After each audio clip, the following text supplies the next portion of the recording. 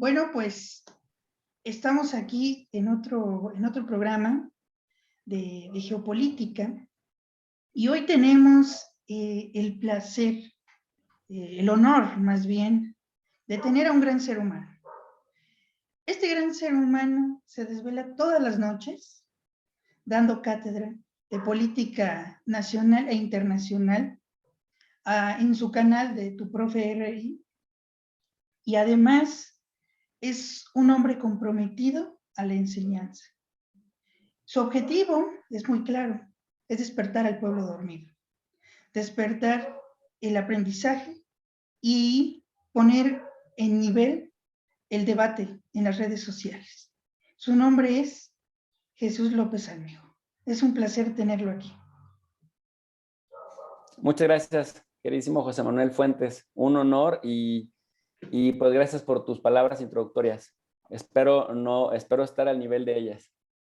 No, claro que sí lo está. Y antes de empezar los temas geopolíticos que me gustaría abordar con usted, le quiero hacer una pregunta para que la gente que no lo conoce todavía empiecen a conocerlo y más a su página de YouTube. ¿Qué le inspira para hacer videos de política internacional y de geopolítica, doctor?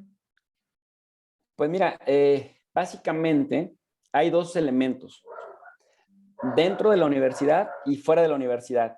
Entonces, el elemento dentro de la universidad es que cada vez veo más apatía en las nuevas generaciones que van a la universidad sin ganas de aprender, van más por la forma que por el fondo. Es decir, van más por la calificación, por obtener un título universitario, cumplir con condiciones mínimas, que es que te dicen que tienes que estar en el 80% de las asistencias en tu curso para poderlo aprobar o para poder tener oportunidad de presentar tus exámenes en periodos ordinarios. Pero ya no se ve esa chispa por aprender a desarrollar con profesionalismo el oficio para el que te estás preparando. A muchos estudiantes jóvenes, y por eso me da mucho gusto que tú, siendo un joven de otra área, estés tan interesado en esta particularmente, porque nos damos cuenta que el mundo está súper interrelacionado y que tenemos que voltear al pasado un poco para entender cómo llegamos hasta aquí.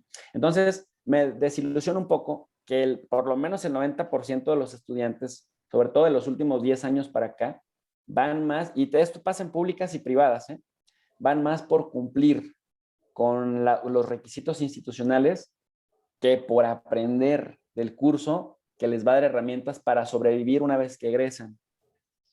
Y hay un 10% que más o menos ahí le hace y 1 o 2% que son muy buenos. Y de esos son los que te hacen que saliendo de una clase digas, valió la pena levantarme a las 7 de la mañana para impartir este curso de geopolítica. Por fuera de la universidad, esto que te comentaba un poco fuera del aire, el ver tanta basura, tanta información chatarra en los medios tradicionales, y que cuando según ellos, me refiero a Televisa, TV Azteca, El Heraldo, El Universal, El Excelsior, Milenio, Reforma, así con nombre y apellido, con Univisión, Estrella TV, Telemundo, que cuando según ellos ponen contenido que no es basura, sino contenido de análisis, ves a los analistas que te ponen y ves que son analistas, muchos de ellos tienen agencias que recibían millones de pesos del PRI y del PAN, y algunos de ellos todavía siguen recibiendo, nada más que en menores cantidades, para hacerle publicidad a los gobiernos anteriores.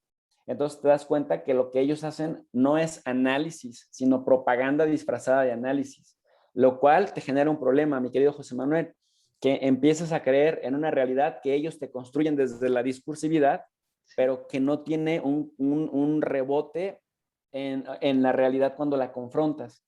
Entonces, ese es el riesgo de la propaganda. La propaganda te hace creer lo que el gobierno en turno o la cúpula económica en turno quiere que aprendas, pero cuando tú lo contrastas con la realidad, ves que no se puede sostener.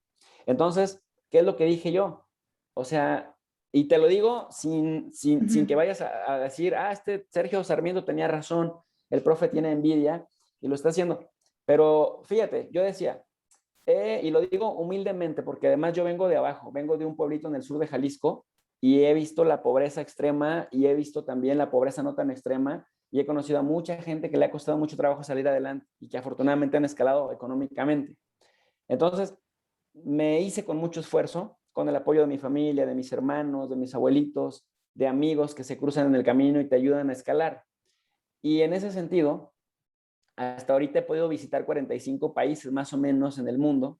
Eso siempre fue uno de mis más grandes sueños, analizar, estudiar otras sociedades, estudiar otras culturas, estudiar otras religiones. Bueno, ahora estoy estudiando hasta el espacio exterior, porque también me encanta el tema de la Luna, Marte, el sistema solar, Júpiter, Venus, ¿no? El Hubble y Sí. todo lo que anda haciendo, lo que pasa en Atacama, la observación de la Vía Láctea. También eso me gusta, pero volviendo otra vez a este plano, Sí. dije un día, tengo 15 años en la docencia y en la academia porque empecé muy joven, empecé a los 24 años. Yo egresé de mi Increíble. maestría cuando tenía 24 años de la UNAM. Entonces, y siempre becado en la licenciatura por ser un estudiante sobresaliente, becado en la maestría igual al 100%, terminé con 100 de promedio y con una tesis con mención honorífica, igual en el doctorado. Esto no lo digo con afán de presumir, sino porque ayuda al argumento que te quiero compartir. Claro. Eh, entonces, dije, tengo 15 años en la docencia, siempre fui un estudiante sobresaliente, al que por cierto le costaba mucho trabajo aprender. Yo tuve que estudiar 2 o 3 veces más que los demás para poder estar a su nivel. Después yo creo que por la disciplina rebasé a muchos de ellos, a los que eran muy inteligentes y que ya llegaron a la licenciatura hablando 2 o 3 idiomas, pero fue más por disciplina y por garra y por convicción que por otra cosa, no por inteligencia, más bien fue por estrategia y por disciplina. Entonces, soy miembro del Sistema Exterior, del Sistema Nacional de Investigadores. Soy SNI 1, nivel 1. Tengo como 25 artículos publicados en revistas científicas y Sí. libros en las mejores editoriales de la UNAM, el Colegio de México, el Fondo de Cultura Económica me han publicado en Brasil, en Colombia, en España, en China. Y dije yo, que me ha costado tanto trabajo formarme, que vengo del pueblo raso, del pueblo de a pie, Sí. que me ha tocado ver tanta mediocridad en la universidad, entre mis colegas, muchos de ellos ni siquiera escriben un párrafo sin 10 faltas de ortografía, y entre muchos de mis estudiantes. ¿Por qué no rebaso esas fronteras de la universidad y por qué no voy a la gente? Porque mucha gente, muchos de nuestros hermanos mayores o de nuestros amigos mayores de 50, 60 años, no tuvieron la oportunidad de ir a la universidad porque en otras épocas era casi imposible ir a la universidad. Venías de familias de 10 o 11 hijos y los hermanos mayores, los 3 o 4 mayores, se iban a trabajar para ayudarle al papá a mantener a los menores y a cuidarlos. Entonces, muchos de ellos, hay gente que quiere aprender, pero luego no sabe por dónde empezar, porque pues yo mismo lo entiendo. Si yo quisiera ahorita aprender a ser mecánico de autos, pues no sabría por dónde empezar, ¿no? Si por las Sí. llantas o por los motores y necesitas siempre un guía. Sí. Afortunadamente YouTube está generando muchos tutoriales y nos permite más o menos tener conocimiento autodidacta, pero siempre se requiere una guía. Entonces dije, ¿por qué no ir por estas cientos? Yo al principio creía que nada más eran cientos de personas que quieren aprender de manera autodidacta. Dije, con que se me junten 100 personas, con eso para mí es ganancia, porque pues en la escuela tienes grupos de 30, 35, 60 a lo mucho, y van obligados. Pero a esta gente, diría yo, la diferencia es que vienen por voluntad de aprender. Al Sí. ver, querido José Manuel, cuánta desinformación hay en los medios tradicionales, pero también ya se están viniendo a las redes sociales. Y en Sí, las redes sociales también. hay muchísima basura. O sea, te dicen hasta cómo hacer una bomba, cómo hacer un arma. ¿Sí me explico? Sí. Y mucha mentira, mucho sensacionalismo, porque todavía no está tan regulado como la televisión, que la regula la Secretaría de Gobernación. Entonces dije, voy por ellos, pero además por otra razón, y por eso te mencionaba lo de mis becas, Sí. porque fui becado en la licenciatura, en la maestría y en el doctorado, y esas becas vienen de los impuestos de la gente. Técnicamente, el pueblo indirectamente contribuyó a mi formación hasta el doctorado que tengo hoy en día.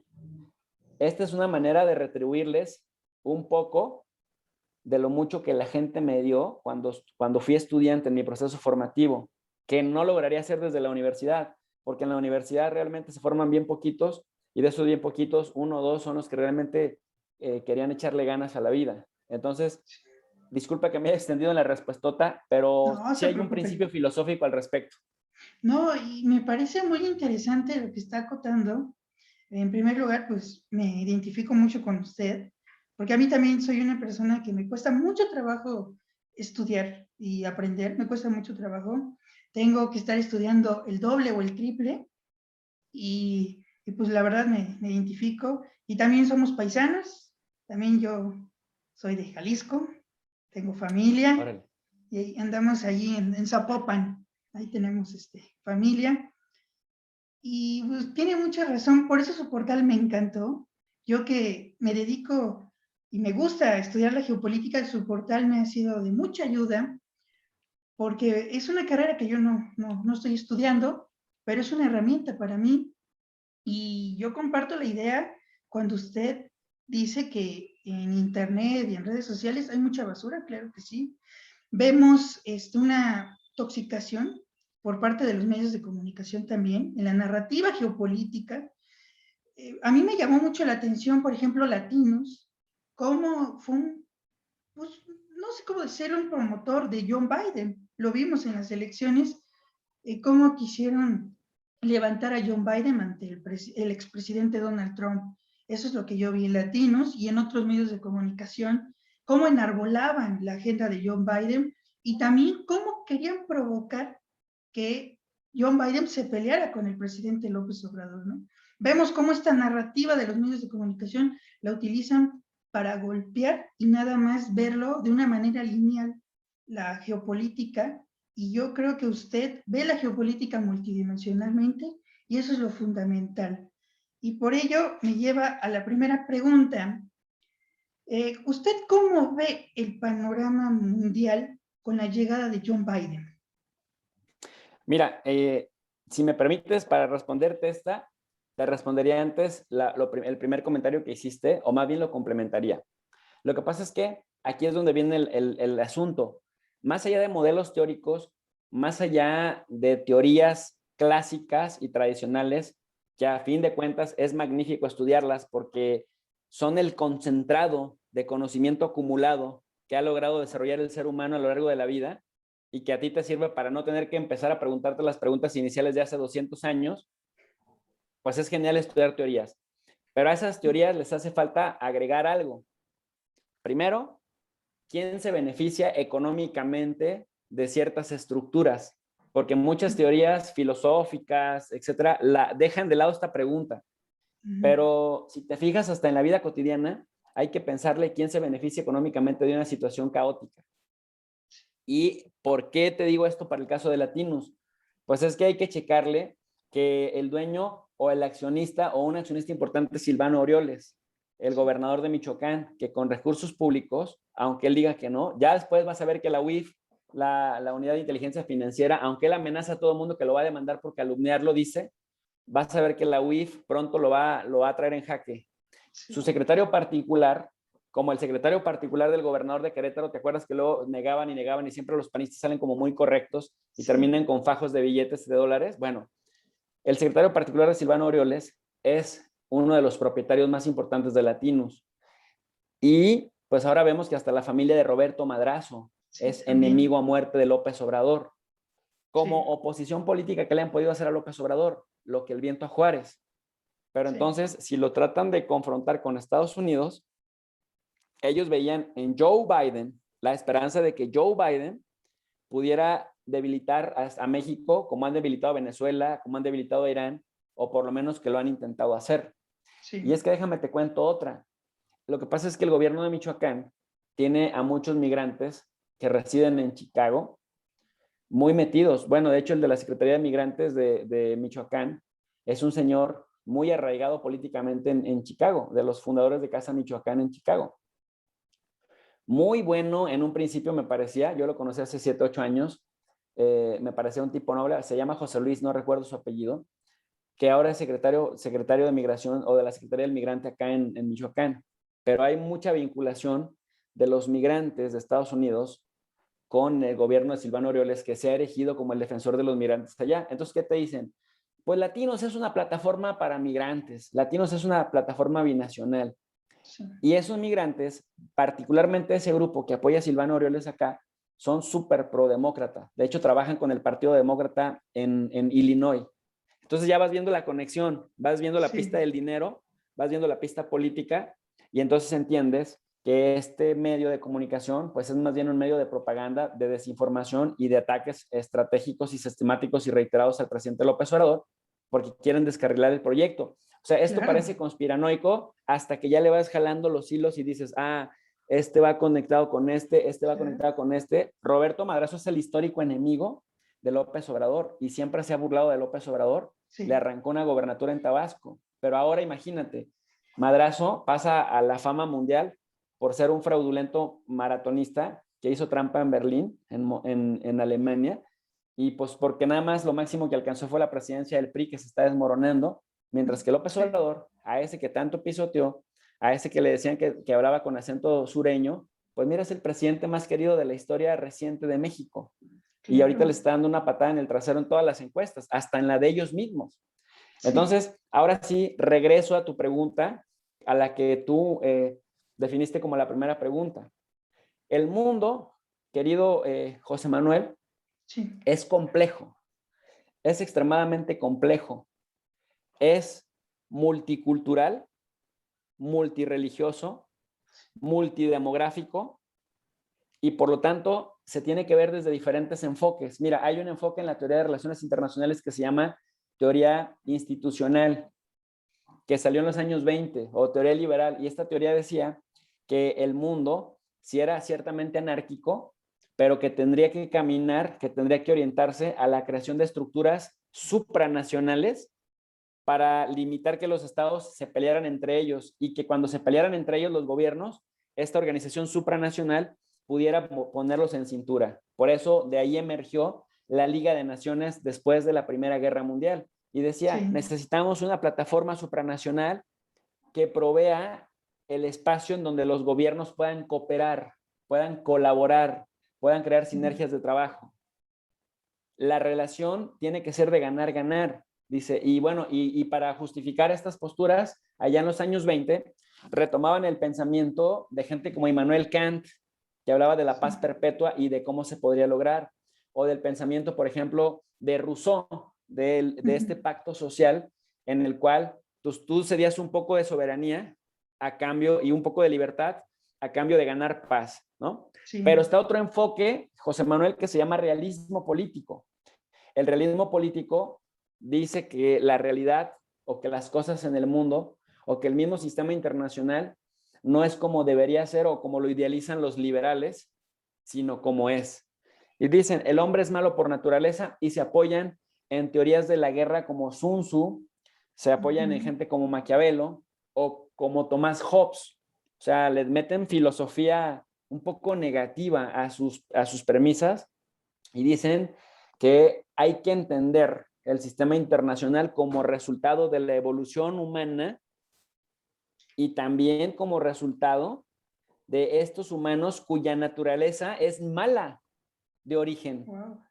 Y se basan en las teorías de Thomas Hobbes, en Leviatán, en donde dice que el hombre es el lobo del hombre y que está dispuesto a comérselo en cuanto se descuida el otro individuo. Entonces, las sociedades tienen que llegar nuevamente a un acuerdo, ceder poder, ceder autonomía, ceder libertad a cambio de tener seguridad, porque el hombre es tan malo, dice, es tan egoísta que todo lo hace en términos de incrementar su poder. Pero luego viene otra teoría, que es la teoría constructivista, que es en el plano en donde yo me he movido más, sin negar que las otras dos tienen un poco de razón.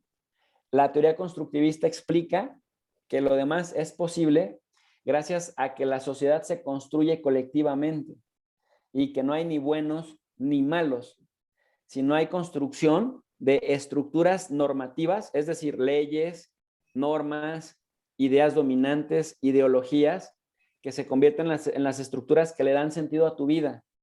O sea, la vida del individuo y se apoyan, por ejemplo, de pensadores como Michel Foucault, este gran filósofo francés, y de Max Weber, por ejemplo, este filósofo, politólogo, sociólogo alemán, y de muchos otros.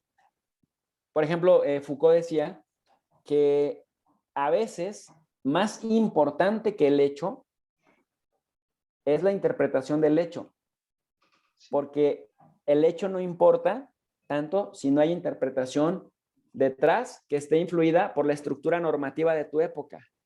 Yo te preguntaría, para ponerte un ejemplo y que quede claro esto que te acabo de comentar. Claro, ¿Tú crees que asesinar a otro ser humano es malo? yo sí, es malo. Pero ¿qué tal si ese otro ser humano está por violar sexualmente a tu mamá? Tú tienes una pistola, el tipo mide 2 metros, está drogado y trae una navaja. Y tú tienes posibilidad de dispararle estando a 2 metros de él para salvar a tu mamá. Lo haría. ¿Lo matas o lo dejas? No, lo mato. Pero si es malo, ¿por qué lo haces? Esa es buena pregunta y ya me puso contra la pared. Quizás mi respuesta fue un poco lineal, ¿no? De decir, pues, es malo matar. Yo pienso que es como una manera de sobrevivir. O sea, Es que exactamente, mi querido José Manuel. Mira, somos tocayos, yo también soy José de Jesús. Mira, sí, eso es lo que dice el tocayo. constructivismo. La realidad la construimos colectivamente y nosotros definimos qué es bueno o qué es malo en función de la idea dominante de una época. Por ejemplo, si eres religioso, la Biblia te dice que es uno de los pecados mortales, no matarás. Pero también, si eres secular, si eres laico, la Constitución también te dice que matar, asesinar es un delito grave. En casi todos los contextos y normatividad jurídica te dicen que el asesinato es malo. Sin Sí, embargo, lo que los constructivistas dicen es malo dependiendo de qué circunstancia y de qué ideología influya tu razón de ser y tus emociones. Porque esto que me contestaste de primera mano es la influencia o es el resultado de la influencia que tiene nuestro marco jurídico actual, nuestra sí, religión y todo lo que vemos de las organizaciones civiles que condenan el asesinato de seres humanos. Pero claro, luego la segunda respuesta que me intentaste dar ya trae la justificación, sí, o sea, trae la interpretación. No, pues es que en cierto contexto, pues es mi madre o él, tengo que sobrevivir y pues de que lloren allá, que lloren aquí, que lloren allá. Pero si te fijas, José Manuel, es lo que dicen los constructivistas, ahí ya estás construyendo tu realidad porque ya estás interpretando. sí, Entonces, los constructivistas dicen que la realidad, en realidad, es construida por todos nosotros a través de la creación de normas, de la creación de imágenes y de la creación de discursos. Y algo va a ser bueno o malo en razón de cuál de estas tres imágenes domine más. Entonces, cuando tú me claro. preguntas cómo es el mundo, cómo es el sistema internacional, es muy complejo respondértelo y prefiero mejor decirte estos tres enfoques por lo menos para que de alguna manera, de acuerdo también con aquello con lo que identifiques, tú determines cuál enfoque teórico te satisface más para responder esa Claro. pregunta. No, pues me parece muy interesante lo que nos está comentando. Ahorita sí como que me puso contra la pared con esta pregunta, pero sí es necesario tener esas tesis filosóficas y como tiene razón, también depende de la época, ¿no? Yo, por ejemplo, el mundo, yo lo veo, me he guiado por el libro de yo sé quién es Henry Kissinger, lo conozco su trayectoria, con su libro El Orden Mundial, y yo quiero acotar que él mencionaba los tratados de paz de Westfalia. Ahí es donde empieza también a ver una manera de ver al mundo, ¿no? Es donde surge el Estado soberano, ¿no? El Estado-nación. Y eso es muy importante porque lo estamos viendo ahorita a nivel mundial, ¿no? Esto, yo le quería preguntar, Mm. ¿esto tiene que ver con algo filosófico o con lo que nos está mencionando? Esta Sí, por visión supuesto. de Kissinger. Sí, por supuesto. Henry Kissinger está clasificado como uno de los teóricos contemporáneos e impulsores del realismo político. Fue la segunda teoría que te comenté. Ellos creen que el mundo es malo por naturaleza y que el que tiene más garganta come más pinole. Ellos creen que todo interés se define en términos de poder y para poder sobrevivir, hablando de que el mundo es anárquico, es decir, sin autoridad, entonces ellos dicen, tenemos que acumular la mayor cantidad de poder para deshacernos de nuestros adversarios, porque son ellos o nosotros. Entonces, de hecho, el realismo político también habría que tener mucho cuidado en definirlo como teoría únicamente, porque el realismo finalmente, ni me lo vas a creer, pero es impulsado. ¿Has escuchado el apellido de esta familia banquera, financierista, dedicada a las bienes raíces, a los medios de ¿Rocha? comunicación que se apellidan? Rockefeller. Ah, Los Rothschild serían el equivalente a los Rockefeller de un siglo antes, allá en Gran Bretaña, del sí. siglo XIX. Bueno, te lo pongo al revés. Los Rockefeller son los Rothschild de Estados Unidos, el equivalente en Estados Unidos del siglo XX. Los Rockefeller son multimillonarios, de las familias más millonarias de Estados Unidos, pero no solamente llega hasta ahí su tentáculo económico, son los que son dueños de más de la mitad de las vías férreas en Estados Unidos y de medio Nueva York y de medias acciones que se juegan en Wall Street. Los Rockefeller sabían para qué mover el dinero políticamente. Y ellos en los años 40, cuando se termina la Segunda Guerra Mundial, en el año 40, entre el 48 y el 54, contratan a un montón de los mejores pensadores de Estados Unidos. Muchos de ellos eran judíos que habían escapado de la Segunda Guerra Mundial de la Alemania nazi. Italianos, principalmente alemanes, checos, austriacos. De hecho, Morgenthau y todos estos vienen de allá. La mismísima Hannah Arendt, que es espectacular también, que escribió sobre los totalitarismos y que escribió el libro de Eichmann en Jerusalén, pues es también judía alemana, que es fundadora de la escuela en Nueva York, de la New School for Social Research, y que es de izquierda estadounidense, la formaron ellos. Pero bueno, regresando otra vez a los 40s y 50s, no es para que veas qué importancia tiene la historia. Este señor sacó una fundación, la Fundación Rockefeller, que también financió a otro de los grandes escritores que se llaman Karl Polanyi, también judío de Hungría, que escribe un libro que a mí me parece maravilloso, que se llama La Gran Transformación, en donde te explica cómo llegamos a la Segunda Guerra Mundial y cómo la Segunda Guerra Mundial, más que ser el resultado de racismo, que es como nos lo han vendido oficialmente, los alemanes, la raza aria, y veían como esclavos a los demás y a los judíos también los discriminaban por esta razón. Te dice, no solamente es eso, es también un duelo de paradigmas económicos. El paradigma económico que plantea Alemania nazi contra el paradigma del liberalismo que plantea la Gran Bretaña. Estados Unidos viene y plantea el neoliberalismo, pero es familia anglosajona. Entonces, este señor en los años 40, que te digo que financia un montón de cabezas pensantes, saben para qué mover su dinero y cómo lograr influencia política, crean una megaconvención, y en esa megaconvención los especialistas de Harvard, de Princeton, de Yale, de Chicago, de la UCLA, se reúnen para diseñar esta teoría. Muchos de los internacionalistas que nos dedicamos a estudiar esto, le cuestionamos si nada más es teoría o si es una declaración de principios ideológicos, porque parece más bien una justificación de lo que Estados Unidos tiene que hacer después, años más tarde, en la Guerra Fría, para dominar el mundo. ¿Sí me explico? Sí, y yo quería preguntar, ahorita que tocó el término neoliberal, yo he escuchado más de la oposición, y esto sí lo tengo que decir, porque yo veo ignorancia en la oposición, y más en el PAN, que dicen que el término neoliberal, pues realmente es un término para descalificar esas políticas, es un término que usa la izquierda en América Latina para justificar sus errores, entre comillas.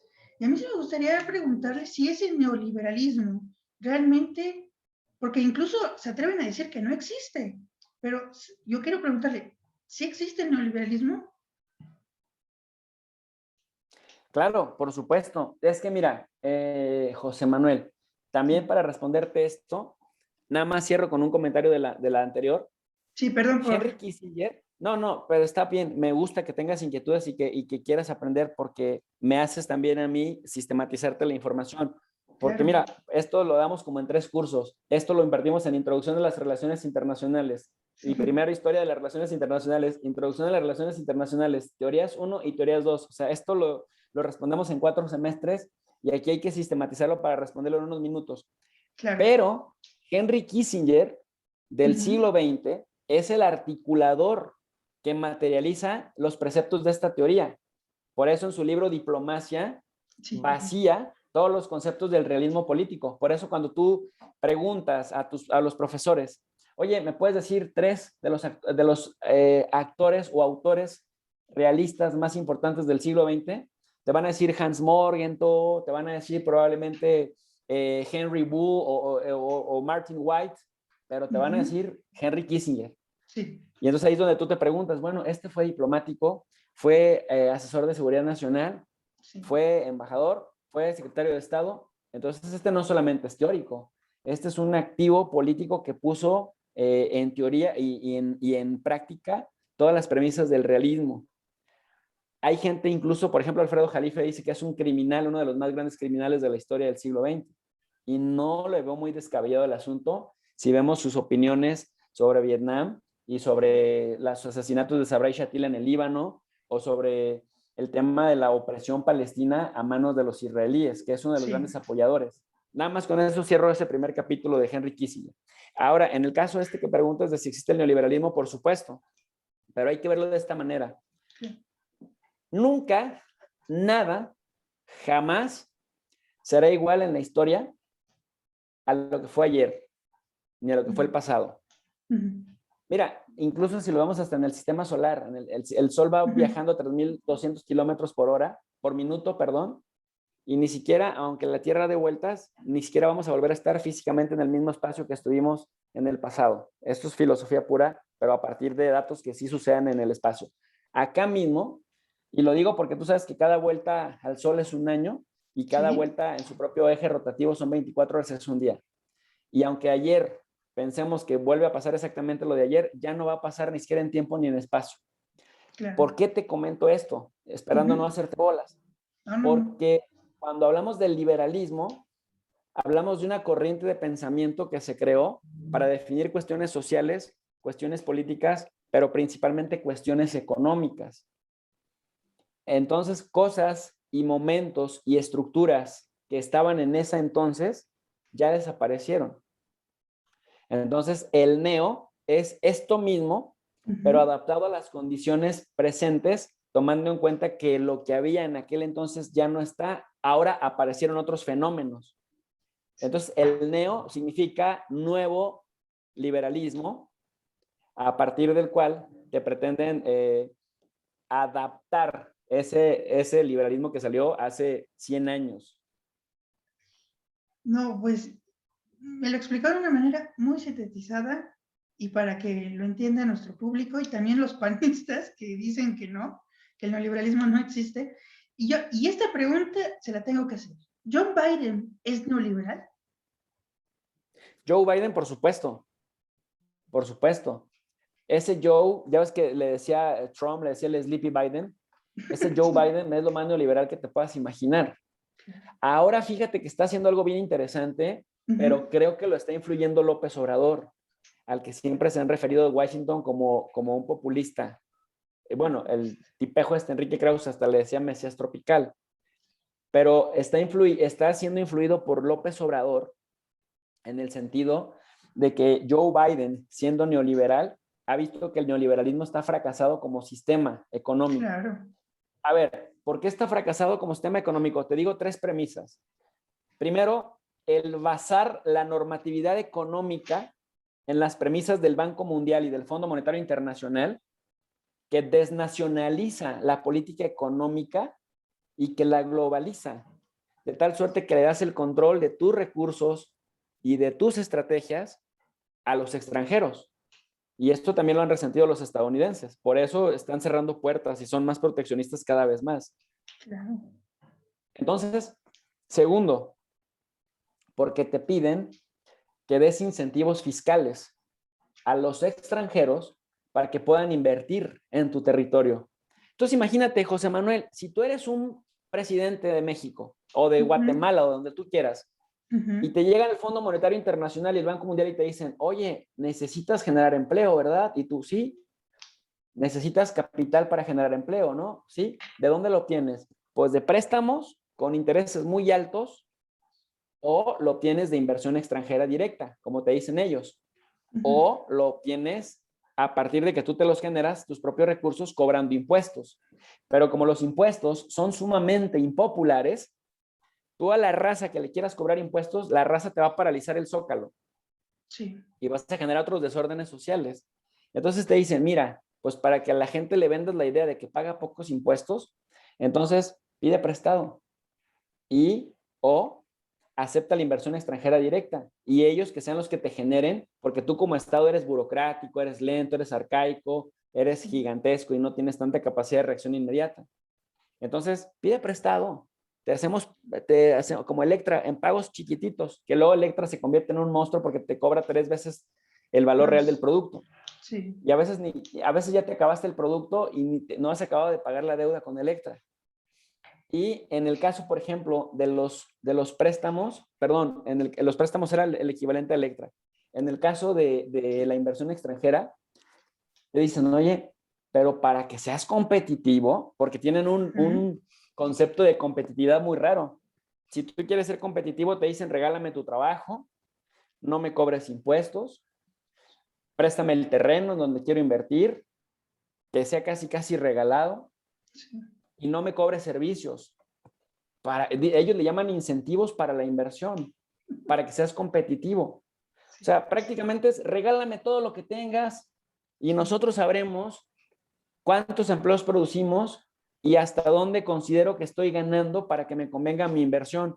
Entonces, si tú quieres, y este es el neoliberalismo, por eso vemos lo que vemos. Mira, tú pregúntate un Claro. día que vayas en carretera y párate en el lugar que quieras de la carretera, intenta internarte en el bosque o en el desierto, dependiendo de dónde vayas, ese terreno ya tiene dueño. Sí. Y tú dirás, pero si aquí no hay nada, estamos en medio de la nada, ¿cómo que alguien ya es dueño de este cerro o de aquella montaña? ¿Cómo le hicieron? Bueno, el neoliberalismo a través de estructuras extractivistas se van desarrollando políticas en la cual pues se van vendiendo entre ellos mismos terrenos que luego después le permiten venir para crear corredores industriales a las grandes empresas que van a venir a invertir, pero ojo, desafortunadamente la inversión es conveniente para ti político en el corto plazo, porque a ti quizá te dan una propina, 1 milloncito, 2 de pesos, que para ellos es nada, en comparación de lo que van a ganar explotando los recursos de tu país y condenando a tu país a tener que respetarles esos acuerdos ventajosos, le dice López Obrador, leoninos, Sí. pero no para tu población ni para tu pueblo, porque ellos si acaso te generan 10, 12 mil empleos, Sí. pero luego lo quieren hacer no a través de darte garantías laborales. Para eso se inventaron el tema de la intermediación, el contrato por intermediación que conocemos como outsourcing. Sí. Entonces, tu trabajador, a diferencia de tu papá o de tu abuelo, que tuvo seguridad social, que tuvo pensión para el retiro, que tenía seguro de salud, que además tenía derecho a vacaciones porque generaba antigüedad y todo este rollo, tú ya no, porque existe lo que se conoce como outsourcing. ¿Qué significa? Que te van a contratar por 2 meses, por 3 meses. Si algún día tienes un accidente laboral, la empresa en donde te accidentaste no se hace responsable de ti porque no fue la que te contrató un intermediario que difícilmente le vas a volver a ver el polvo una vez que empiezas a ejecutar el trabajo. Entonces, cero vacaciones, cada 3 meses hay que renovar contrato, a Sí. veces te van a descansar en la banca, te van a decir, ¿sabes qué? Por estos meses no hay trabajo y cuando vuelva a haber trabajo, te van a decir, tienes que hacer esto, esto, esto y esto por este sueldo. Y si un día tú dices, oye, pero sueldo muy poquito, nomás me alcanza para el autobús y para la comida. Ah, no, si tú no lo quieres, hay 10 ahí atrás haciendo fila esperando por ese trabajo, ¿eh? Entonces, a ti, población, que tengas un pinche gobierno que representa más bien los intereses de las empresas y de las organizaciones financieras internacionales, pues ¿en dónde quedas? En la orfandad total. Porque Sí. es lo que dicen los neoliberales. Ah, pero es que la economía se va a agilizar, es que la economía va a ser más fluida, Sí. van a venir más capitales, va a haber más productos que van y vienen, Vamos a el Estado crecer. todo, vamos a crecer, el Estado todo lo entorpece cobrando impuestos, queriendo regular, meter mano aquí, acá y acá. Pero dices, y desde ahí va el tema, Manuel, y si quieres con eso cerramos, Sí. la razón de ser. Siempre piensa en la razón de ser de algo, de un sujeto que estudies, sea un individuo, sea institución, sea un país. La razón de ser del Estado es velar por la cosa pública. garantizar la coexistencia pacífica, es velar por los intereses del pueblo al que representa. Esa es la razón de ser.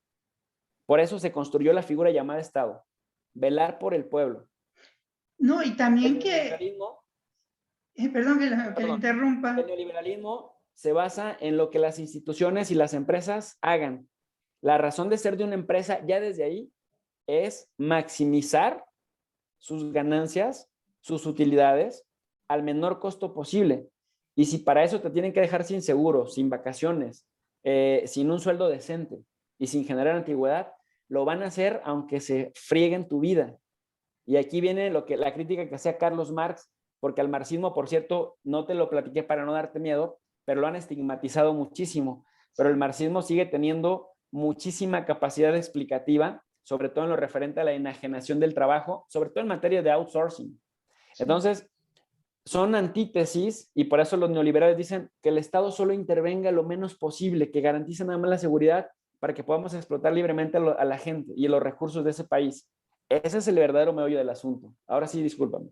No, no se preocupe. Yo quería comentar que todo lo que usted está aduciendo, pues lo vimos en el sector energético, en donde ahorita la oposición está brincando por la soberanía que pretende el presidente López Obrador en materia energética.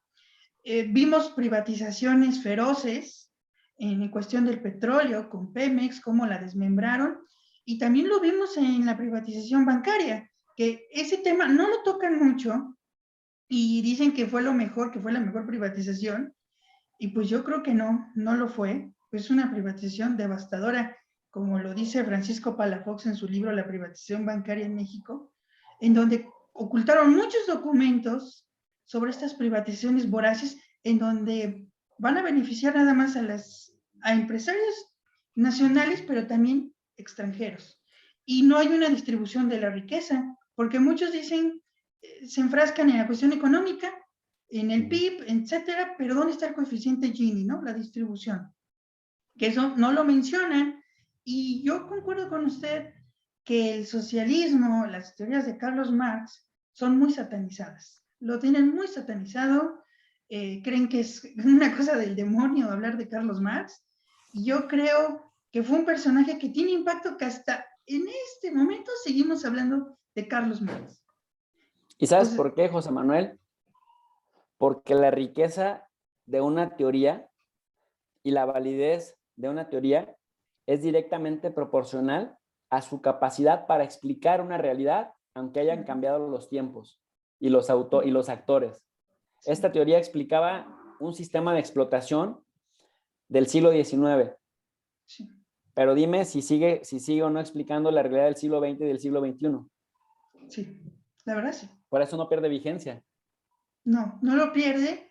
Y yo, aunque hay cosas del socialismo y más de Carlos Marx que no concuerdo, pero en esa parte que usted menciona, en la cuestión del trabajo y en la cuestión de la distribución, yo creo que Carlos Marx sí tenía razón en su momento y la sigue teniendo. Sí que no hay que perder de vista eso de que está escrito. Dicen que cada texto corresponde a un contexto. Sí. Y no hay autor que no sea esclavo de su contexto. Y es lo que decíamos con Michel Foucault, que decía que a veces Sí. más que el hecho importaba la ideología que te dominara en una época. Las ideologías dominantes, José Manuel, determinan nuestra capacidad para producir reflexiones. Nos vemos influidas por ellos. Por eso, quizá cosas que me dijiste ahorita, no, tal vez yo no concuerdo con Marx en algunas cosas. Lo que pasa es que tú y yo estamos influidos por nuestra época. Pero si tomas en cuenta que él fue un personaje que se atrevió a escribir cosas que en su momento eran hasta delito, que fue perseguido, que lo empobrecieron, que se le murió una hija, que al final, siendo un ser humano de un pensamiento tan rico, murió siendo pobre, ¿no? Sí. Y que dos de las hijas se suicidaron después. Sí, Entonces, ya entiendes el concepto de forma distinta. A él le tocó ver los abusos de las monarquías en Europa, le tocaron ver guerras, le tocó ver la pobreza mega extrema de gente que vivía en el lodo, en las nevadas y en el agua trabajando por míseros 2 libras y comer comida casi echándose a perder. Entonces, si tratamos de entender esa época, a esto se le conoce como hermenéutica, interpretar los textos y los contextos según su propio momento histórico. y ya cambia un poco le da más sentido a uno la forma de ciertos pensadores de formular sus teorías. Sí, yo por ejemplo, a mí me gusta seguir, yo he leído casi todos los libros de Carlos Marx, lo he seguido mucho, al igual que Adam Smith también lo he seguido. Me parece muy interesante también lo de Adam Smith. Y la parte nacionalista de Adam Smith, pues lo menciona en la cuestión de que hay que exportar más e importar menos. Y eso es lo que no hacen los neoliberales, ¿no? Ellos quieren vender al país y quieren importar. ¿Cómo es posible que somos un país petrolero? Porque sí lo somos, aunque nos han metido ese chip, ¿no? De que no somos un país petrolero, de que el petróleo ya no sirve, y pues realmente eso encapsula a la gente, ¿no? Por eso me parece fundamental la geopolítica, porque si no fuera tan importante el petróleo, bueno, ¿por qué hicieron eso en Libia? ¿Por qué invadieron Libia? Qué casualidad que Al-Qaeda estaba en puntos geopolíticos en donde abundaba el petróleo, en donde hay pozos, y le hicieron una guerra y derrotaron a este dictador. Bueno, que también ahí hay información que lo quieren satanizar a Gaddafi, pero ¿por qué lo destruyeron? ¿Por qué lo derrocaron? Y murió de una manera muy traumática. Yo vi los videos de cómo murió Gaddafi y cómo lo tumbaron, al igual que Saddam Hussein, y cómo lo satanizaron. Entonces, si el petróleo no sirve, como lo mencionan los neoliberales, porque yo sí les digo neoliberales, pues entonces, ¿por qué hay estas guerras por el petróleo? ¿Por qué hay una disputa entre Armenia y Azerbaiyán? ¿Por qué hay una disputa entre Turquía y Grecia? O sea, vemos un contexto geopolítico muy interesante, que también se están peleando por el petróleo. ¿Por qué China está muy interesado en Irán? Hay muchos intereses, pero también uno de ellos es el petróleo. También la cuestión del gas, porque es una potencia de gas natural, Irán, después de Rusia. Entonces yo me pregunto todo eso y por eso lo quería entrevistar, para que nos platicara de todo esto. Y yo sí tenía la duda de este neoliberalismo, ¿no? Porque nos quieren vender la idea que el neoliberal es un invento de López Obrador, es un invento ay, se olvidó su nombre, Gerardo Fernández Noroña, es un invento de todos ellos para justificar el pasado y no aceptar los errores de la 4T. Por eso le preguntaba. Sí. ¿Qué opina de lo que estoy mencionando? No, estoy de Doctor. acuerdo, lo apuntas bien y me da mucho gusto que tienes un panorama muy claro de cómo están pintando las cosas.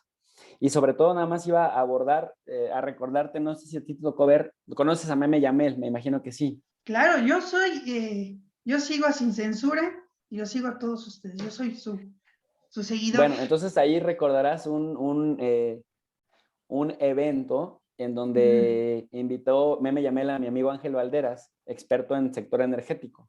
Entonces, no sé si recuerdas que un muchachillo, y digo muchachillo porque en realidad ya está como de 30 y tantos, pero se autodefine como presidente de una organización que está preocupada por la contaminación ambiental a partir de la reforma de López.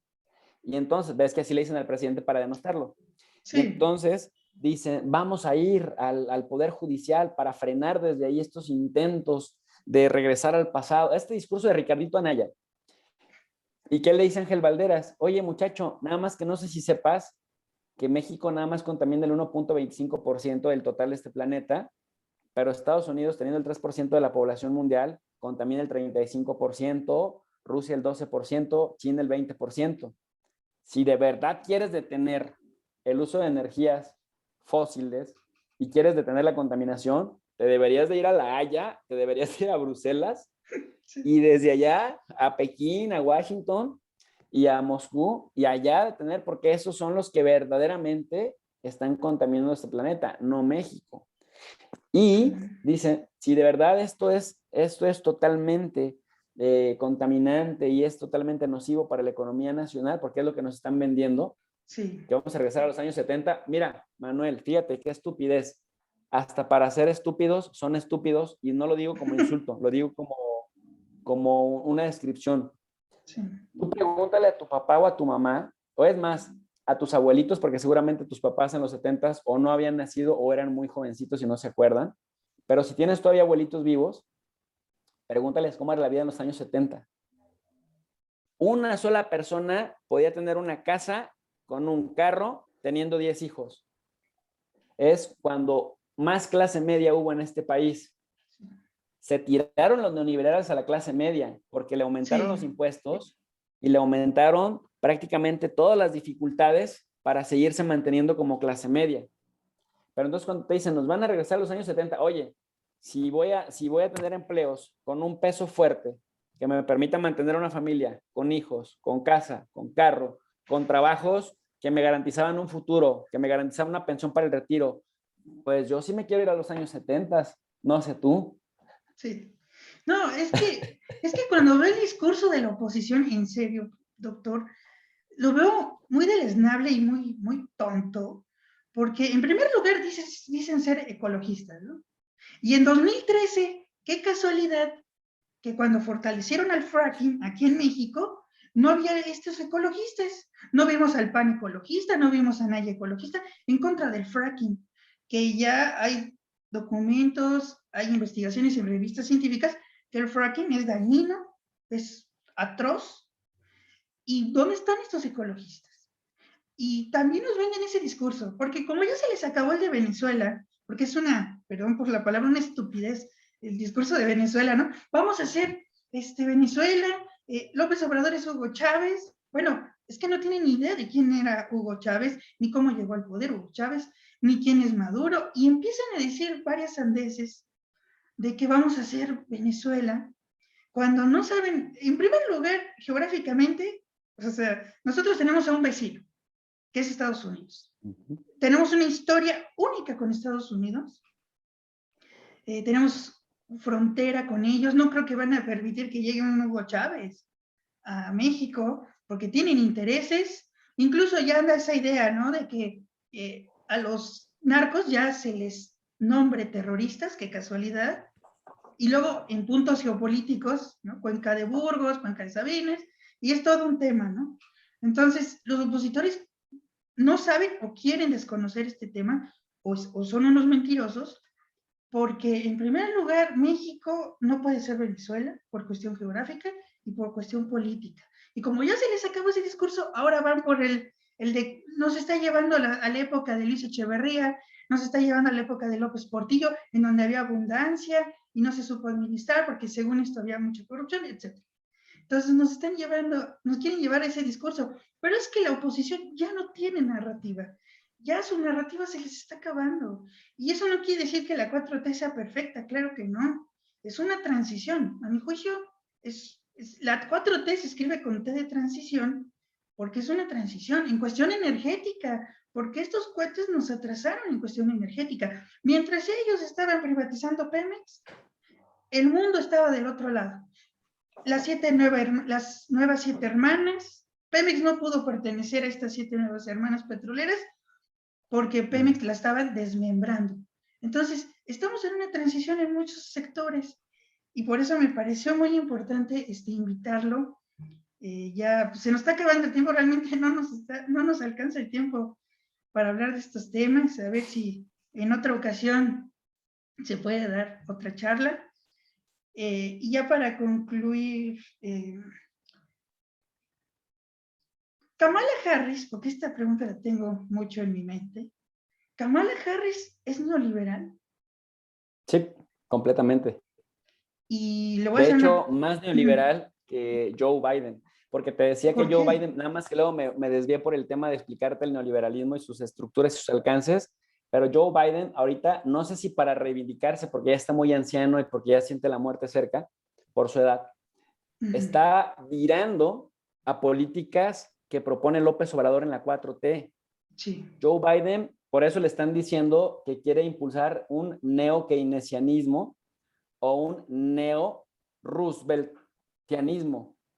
Tú sabes Sí. que Roosevelt, Franklin Delano Roosevelt, no Theodore, porque ya ves que también fue otro presidente, Theodore Sí. Roosevelt, de los años 20, pero Franklin Delano Roosevelt fue el histórico Roosevelt del 33 al 45, que gobernó al mismo tiempo de Hitler, pero en Estados Unidos. Era el bueno Sí. según los gringos. Y 12 años. 12 años. Después de que él se reelegía, prohibieron la reelección indefinida en Estados Unidos, Sí. como dato cultural. Pero Roosevelt enfocó su política de Estado poniendo el gasto público del Estado al servicio de la creación de empleos a través de la creación de infraestructura, del impulso de políticas de construcción de infraestructura. Entonces el Estado sí era garante de trabajos decentes, de trabajos dignos, bien remunerados y que además alcanzaran a gran parte de la población. Entonces ahora, con estos planes de rescate financieros en el contexto del COVID-19 de Joe Biden ha volteado hacia el sur, no hacia Canadá, ha volteado hacia el sur, no hacia Europa. Y en el sur ha volteado a ver a su amigo México, con el que presagiaban que iba a haber distanciamiento, y empezó a darse cuenta que si por algo el liderazgo de López Obrador es tan fuerte y tan sólido, a pesar de la cantidad de ataques mediáticos nacionales y extranjeros, es porque la gente, por más que quieran descarrilar el proyecto de López Obrador, la gente ha visto en sus bolsillos la diferencia y ha visto el respaldo del gobierno. O sea, mira, vamos a ser sinceros, José Manuel, yo tengo 15 años dando clases, he ayudado a muchísimos estudiantes, como no tienes una idea. Bueno, a unos hasta les he dado dinero porque no tenían ni para el camión. Y sabes que la gente generalmente no paga bien. Hay mucha gente malagradecida Sí. que de frente te adula y por la espalda te apuñalan, te acuchillan. Entonces, ¿qué es lo que mueve a la gente? En la mayoría de las relaciones no interpersonales, no afectivas y no consanguíneas, el incentivo económico. Es decir, ¿a qué quiero decirte con esto? Por mucho que la gente quisiera a López Obrador, pues la gente generalmente tiende a ser muy malagradecida o tiende a ser convenenciera. Si la gente no viera que López Obrador les ha beneficiado directamente en el bolsillo, no lo respaldarían como lo han respaldado. Pero se han dado cuenta que en la época de pandemias adelantó hasta 5 meses de pensión, de tal suerte que los viejitos tenían 5 o 6 mil pesos en la bolsa, que dicen los neoliberales, qué miseria de beca les da a los ancianos. Sí, cabrón, pero ustedes no les daban ni 2 pesos. ¿Sí me explico? Ustedes se lo hartaban en botellas de coñac, en aviones de superlujo. Bueno, mira, ahora salió Ney Salvatori, la congresista de Puebla, de que los panistas hasta tenían un servicio de prostitución en la Cámara de Diputados y un jacuzzi de lujo. ¿Sí me explico? Pero ponen el grito en el cielo porque López Obrador le da dinero a la gente y le dicen para formar clientelas, pero ellos se lo gastan en prostitutas y en alcohol. Nada más para que veas la diferencia cuando López Obrador habla de calidad moral. Entonces, Joe Biden ha volteado a ver la austeridad republicana, ha volteado a ver el manejo responsable de la deuda, que aunque está creciendo, la deuda externa, está creciendo por la acumulación de los intereses, por la depreciación del dólar, la depreciación del peso frente al dólar, el dólar se está apreciando. Entonces, si tú tienes una deuda en dólares, pues si el dólar se fortalece, tu deuda aumenta. ¿Sí me explico? Sí. Es como cuando ganas, lo pongo al revés, es como cuando ganas en dólares. Si ganas en dólares, ganas $20 y el precio pierde fuerza frente al dólar, tú vas a ganar más pesos. Pero si el peso se aprecia, pues esos $20 te van a ajustar para menos cosas en pesos mexicanos. Sí. Entonces, si tú tienes una deuda en dólares y el dólar se fortalece, entonces tu deuda va a crecer en pesos. Eso es lo que le está pasando a la economía mexicana, pero en términos reales, no es porque López Obrador, a diferencia de Peña Nieto, imagínate con Calderón, la deuda externa, teniendo un bono democrático de 420 mil millones de dólares, un bono petrolero, perdóname, pasó su deuda externa de 1.2 billones de dólares a 5.42. O sea, se quintuplicó en el sexenio de Calderón, que fue lucrativamente en términos petroleros muy bueno. Sí. Pero vienen y te dicen que ellos sí saben de economía, porque tenían a perfiles de muy alto nivel en economía, en finanzas, en comercio, etcétera, etcétera, y aún así se les disparó la deuda. Bueno, nada más para ir cerrando esta idea. Entonces Biden ha volteado a ver hacia México y ha volteado a ver que hay orden económico, que hay una política centrada en los pobres, en los más vulnerables, y el mismo tema de las vacunas, así lo dejaron ver. Primero los pobres y primero a los más vulnerables, que en este caso eran los mayores de 60 años. Y eso le está dando un giro a su política social. Entonces, Biden es neoliberal, sí, pero en tránsito a ser rooseveltiano, para no ofenderlo diciéndole que es pro-AMLO. Y sí. Kamala Harris también está tratando de seguirle el paso a Joe Biden porque finalmente es su presidente, pero además porque ella pertenece a una minoría discriminada, sí. ¿No? que son Sí. los afros y que son las mujeres en Estados Unidos. Entonces, está volteando a políticas sociales centradas en los más vulnerables, lo cual también le da un toque menos neoliberal y más progresista. Si bien es cierto que también tiene una larga cola oscura que le pisen a esta señora. Sí, enorme. Y ya para, híjole, ya para ir, ya para terminar, yo sí quiero decirle que Kamala Harris, yo considero que Kamala Harris es como un tipo de, sí, como un estereotipo de Obama. Yo la considero como la Obama femenina, porque en su libro que acaba de salir en México, que se llama Nuestra Verdad, parece que estoy viendo a Obama, pero en mujer. Así de fácil. Y Kamala Harris yo considero que es la verdadera presidenta tras bambalinas. John Biden realmente es la marioneta del Estado profundo y del establishment. Entonces, pues ya para terminar, querido doctor, ¿en dónde lo pueden encontrar? Díganos sus redes sociales. Pues mira, en Twitter estoy como @JJ, soy José de Jesús, JJ López-Almejo. Y en YouTube, pues en el canal de tu profe de RI. RI significa Relaciones Internacionales.